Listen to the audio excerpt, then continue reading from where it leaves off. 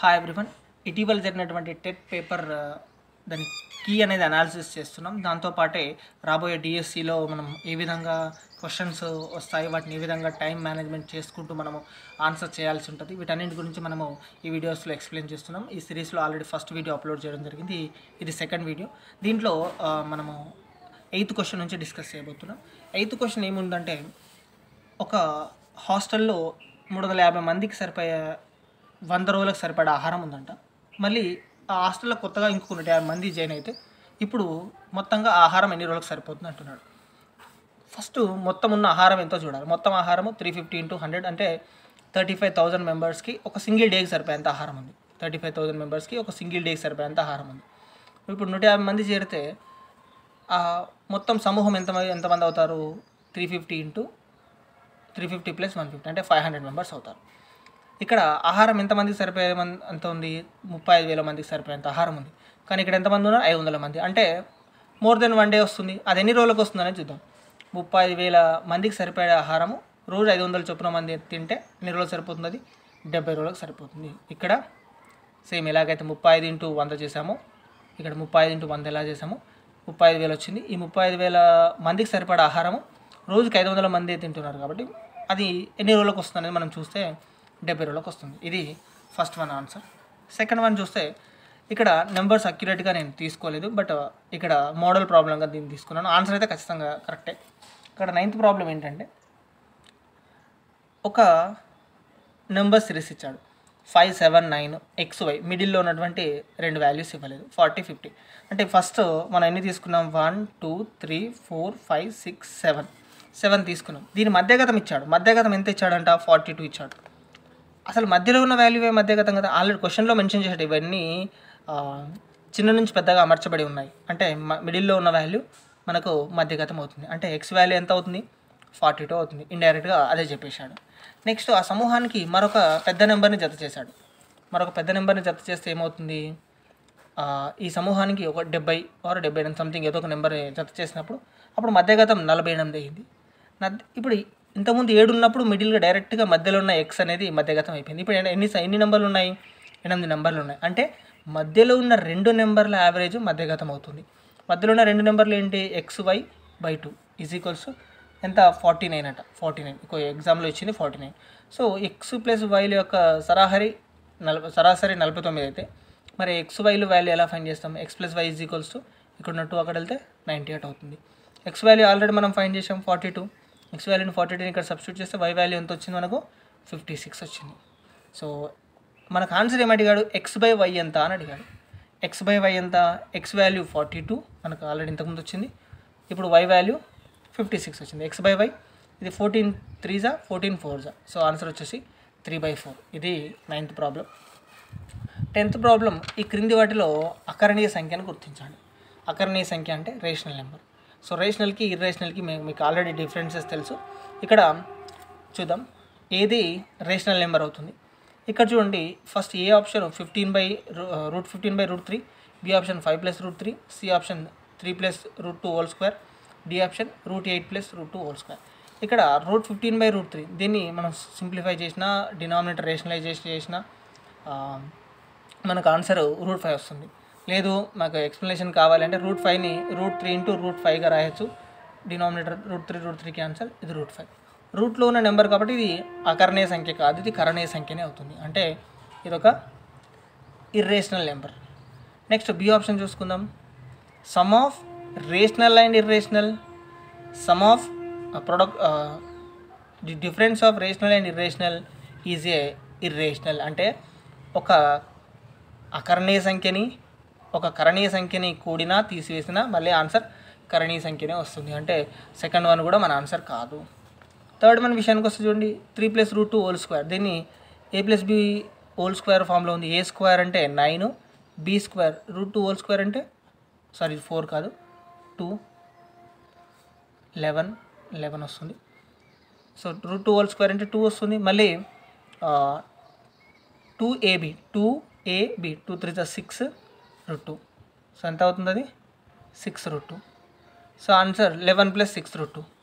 11 + 6 √2. 11 + 6 √2 అనేది కూడా ఇక్కడ ఒక కరణీయ సంఖ్య ఉంది, ఇక్కడ ఒక అకర్ణీయ సంఖ్య ఉంది, ఇక్కడ కర్ణీయ సంఖ్య ఉంది. Some of rational and irrational is a irrational. కాబట్టి థర్డ్ ఆప్షన్ కూడా అది కరెక్ట్ ఆన్సర్ కాదు. ఇక డి ఆప్షన్ చూడండి, √8 + √2 whole square, A square value 2, B square value A square value √8 whole square, square root cancel, ఇది 8 ఉంటుంది. B square √2 whole square, square root cancel, అది 2 ఉంటుంది. నెక్స్ట్ 2ab 8 × 2 √16 వాల్యూ 4 వస్తుంది. సో 2 4s are 8, ఇక్కడ ఇది 2. So total answer 8 + 2 10, 10 + 2 18. ఇది 18 అనేది ఇది మనకు ఆన్సర్. ఇది అకర్ణీయ సంఖ్య అవుతుంది. సో మనకు answer option D is the correct answer. Next 11th problem చూడండి. √5 5 5√5 25 25√5 -625లో ఎన్ని పదాలు ఉన్నాయి? ఇక్కడ చూడండి, ఈ సిరీస్ చూసుకుంటే 5కి ఇంకో √5 మల్టిప్లై అయింది, √5 × 5 √25 అంటే ఆన్సర్ 5. నెక్స్ట్ ఈ 5కి మళ్ళీ √5 మల్టిప్లై అయింది, మళ్ళీ ఈ 5√5కి ఇంకో 5 మల్టిప్లై అయితే 25, 25కి మళ్ళీ ఇంకో 5√5 25√5, 25√5కి ఇంకో √5 125, 125కి ఒక √5 125√5, 125√5కి ఇంకొక 5 √5 625. సో టోటల్ ఎన్ని పదాలు ఉన్నాయి? 1 2 3 4 5 6 7 8. ఆ సిరీస్లో మొత్తం 8 పదాలు ఉన్నాయి. ఆప్షన్స్లో కూడా మనకు 8 అనేది ఆన్సర్గా ఉంది. నెక్స్ట్ 12th ప్రాబ్లం చూద్దాం.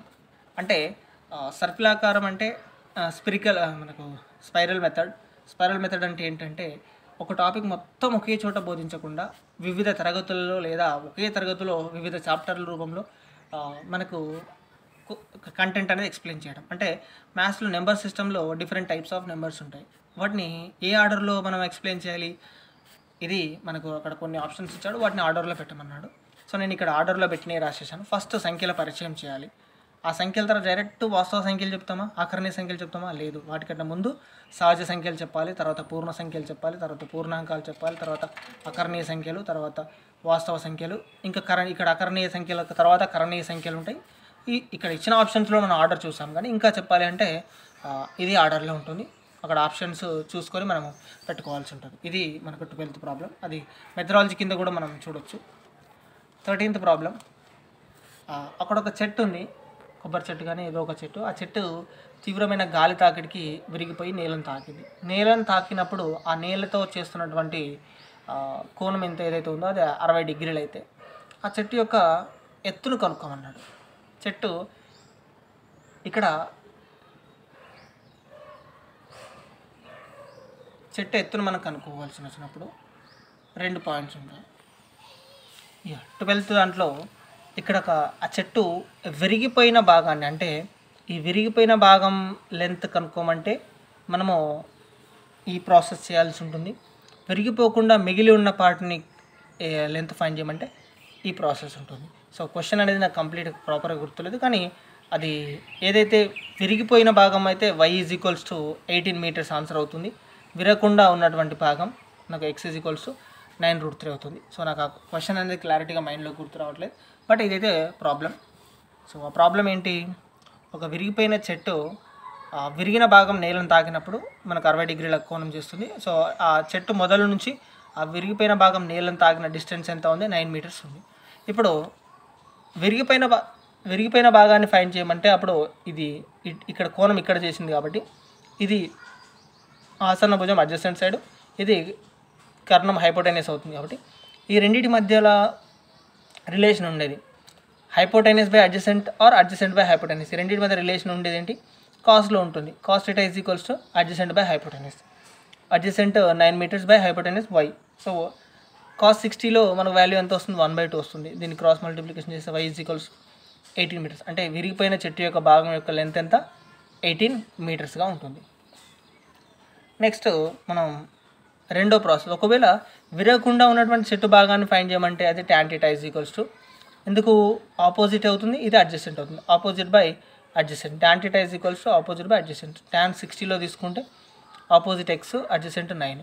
సో అది ఆన్సర్ వచ్చేసి √3 = x/9, x = 9√3. సో ఈ వాల్యూ ఎంత అవుతుంది? 9√3 అవుతుంది. అది 13th ప్రాబ్లం సంబంధించి.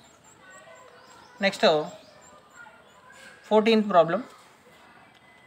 1 నుంచి 60 సంఖ్యలు గల సంఖ్యలలో 5,7ల గుణిజాలు పొందే సంభావ్యత. అంటే ఒక బాక్స్లో 1 నుంచి 60 వరకు సంఖ్యలు ఉన్న నెంబర్ కార్డ్స్ ఉన్నాయి. అందులో నుంచి ర్యాండమ్గా ఒక నెంబర్ కార్డ్ బయటకు తీస్తే వచ్చినటువంటి కార్డు 5 లేక 7 యొక్క కారణాంకం అయ్యే సంభావ్యత ఎంత ఉందని క్వశ్చన్ అడుగుతున్నాను. సో ఇలా 5 యొక్క కారణాంకాలు మనం 60 వరకు చూసుకుంటే అవి ఒక 12 ఉంటాయి. 7 యొక్క కారణాంకాలు చూసుకుంటే అవి ఒక మనకు 8 ఉంటాయి. మొత్తంగా 12 + 8 20. కానీ ఈ 35 అనేది 5 కారణాంకం అవుతుంది, 7 కారణాంకం అవుతుంది. ఒకటే నెంబర్ని రెండు సంఖ్యల కారణాంకం అవుతుంది కాబట్టి దీన్ని జాయింట్గా తీసుకోవాలి. సో మొత్తం ఎన్ని అవుతున్నాయి? అప్పుడు 19 మాత్రమే అవుతున్నాయి. 19 అంటే మొత్తం ఉన్న కార్డ్స్ 60, మనకు అనుకూలంగా వచ్చే కార్డులు 19. కాబట్టి 19/60 అనేది 19/60 అనేది మనకు ఆన్సర్ అవుతుంది.